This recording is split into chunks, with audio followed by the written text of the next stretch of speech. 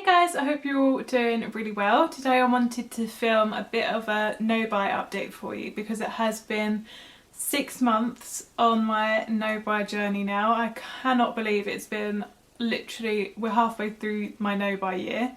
And I guess I just wanted to sort of share my current thoughts and feelings around my no-buy and whether I have stuck to it or not, and just how I've been getting on and feeling about it.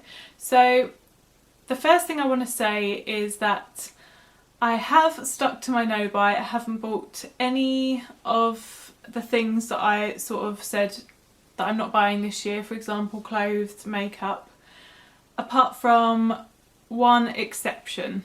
And basically I did cave at one point and I bought, this was about a month ago, I bought a couple of things on ASOS and they came and I instantly regretted what I had done and I sent them straight back. So technically I've not broken my no-buy because I didn't keep anything, but I have technically made a purchase, but I just had really bad regret and I sent it back straight away. I thought that was really important to share with you because it was quite a profound moment for me basically in my no-buy journey, because I had wanted this kind of, it was basically like an Adidas jumper that had like a tennis logo on the front, and I play tennis. I fell in love with it like the minute I saw it and I was just like, okay. It was so expensive, I think it was about £45. Which doesn't sound like a lot, but for someone who's really trying to prioritise saving, and basically I'm paying off my wedding currently, it is a lot of money. And it arrived and I put it on and I thought it looked lovely, like I still really like it. But the thing was, it didn't feel particularly great quality. I mean, you know, Adidas, you're basically paying for the name really, aren't you? And I just thought it was a bit of a trend piece because obviously it had like the Adidas logo, the tennis logo on it and stuff, and I just thought I would rather have the £50 in my savings account. And that really just like shocked me because I've never ever had that thought process before. I would have just kept that before. I would have tried it on, it looked really nice and I would have just kept it.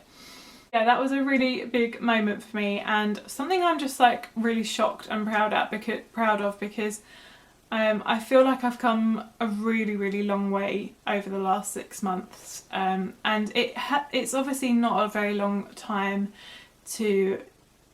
A lot of people go 6 months without buying anything that's not like essential. Do you know what I mean? It's not like a big deal, but for me, I feel like it's just really highlighted like my shift in my priorities. The other kind of revelation I had the other day was I was thinking about my Project 10 pan and just how long I've been panning those 10 products for.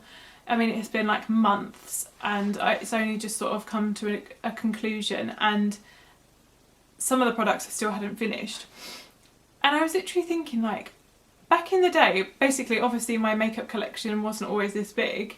It's only since like watching YouTube videos, and back in the day, like 10 years ago, when there was just haul after haul after haul of makeup, like I would literally sit there and binge watch like makeup hauls.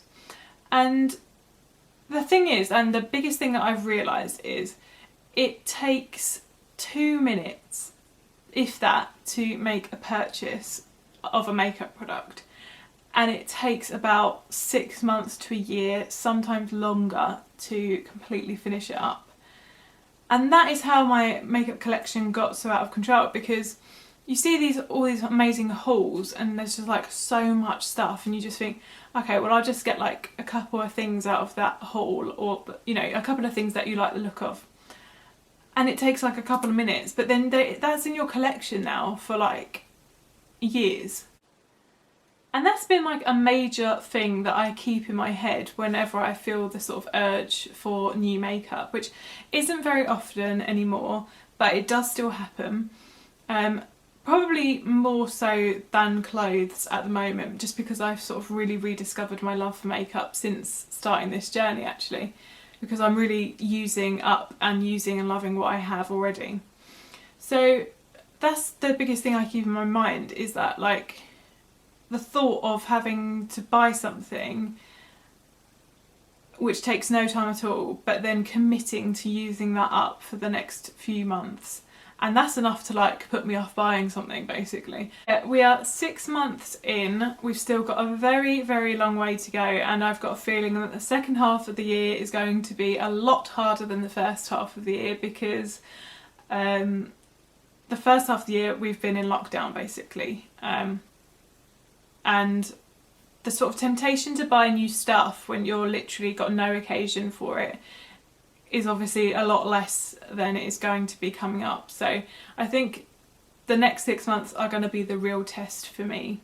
But I've really, really enjoyed my no buy so far, which is something that I never thought I would say. I thought it would be so difficult for me to stick to, but in reality I've had a lot of other things to preoccupy myself with.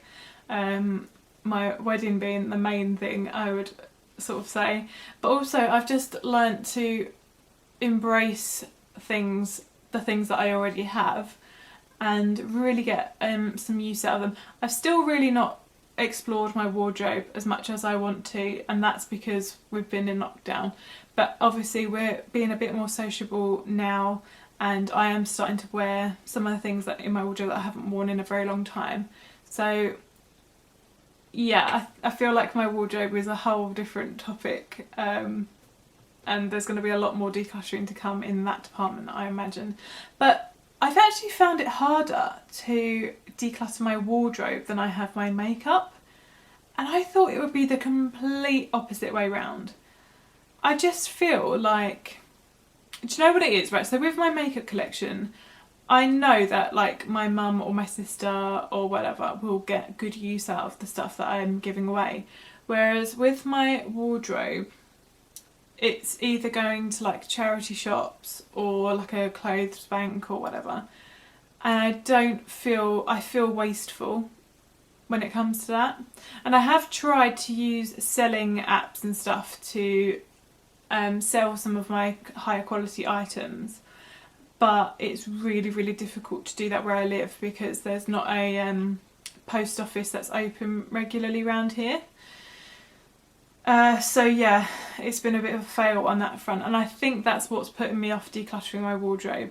But I have got to bear in mind that while I don't want to be wasteful, and I will, you know, still donate my clothes and stuff to charity and whatnot, I heard something on the Minimalist podcast, and it basically was just like you've got to prioritise your mental health at the end of the day, and if I have to get rid of some of my clothes for that to happen, then that's what I'm going to do. So yeah, sorry for waffling on for so long, but I really felt inspired to film this video because it's been a few months since I've done my last update.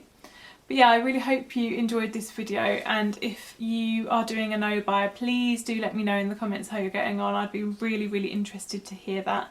And if you want to see any more minimalism videos from me, please let me know what you want to see, and do subscribe to my channel while you're here. I would absolutely love you if you did, and I will speak to you in my next video. Bye!